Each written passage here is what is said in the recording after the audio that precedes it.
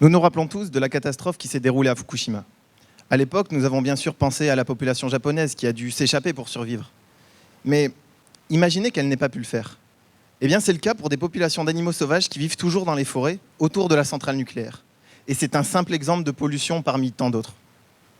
Or, pour survivre et se reproduire à long terme dans un environnement pollué, les populations animales doivent faire face aux polluants. Et l'une des possibilités qu'elles ont pour y faire face, c'est de s'adapter, ce qui implique des changements génétiques. Alors ici, je vous demande de mettre de côté les idées que vous pourriez avoir sur les mutations engendrées par les polluants, avec l'apparition d'un membre supplémentaire, par exemple. Non, je vous parle plutôt de l'action des polluants sur la variabilité génétique des populations. Je m'explique. Vous savez qu'il existe des gènes qui déterminent la taille des individus.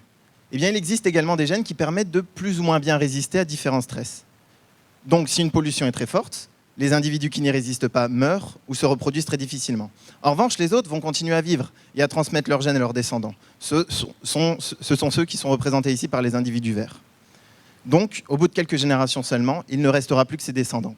C'est le principe de la sélection naturelle découvert par Darwin. On pourrait donc se dire qu'il n'y a pas de problème, les populations continuent de se reproduire.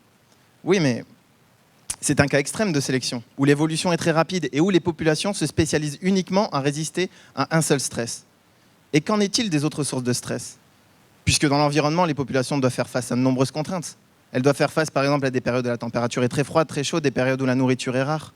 Que va-t-il se produire si les gènes spécifiques des individus qui sont morts sont ceux qui auraient permis de faire face à ces autres contraintes?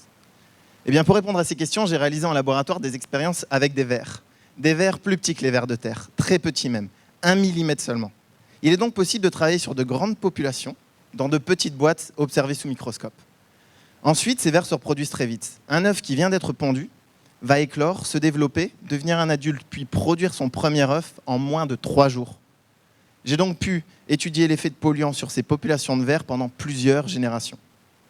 Et j'ai notamment travaillé avec de l'uranium. Alors, qu'est-ce que mettent en évidence mes résultats? Eh bien déjà, non, je n'ai pas été témoin de l'apparition de vers géants. En revanche, les populations de vers se sont adaptées à l'uranium en moins de 10 générations. Mais surtout, et c'est ce qu'il faut retenir, les populations sont devenues plus fragiles face à d'autres contraintes, comme une augmentation de la température par exemple. Et cela même lorsque l'uranium n'était plus présent. Ainsi, après s'être adaptées à des polluants, les populations peuvent perdre leur capacité à faire face à d'autres contraintes. J'espère ici vous avoir convaincu que cette approche évolutive est indispensable pour évaluer les conséquences néfastes des polluants dans l'environnement. Je vous remercie.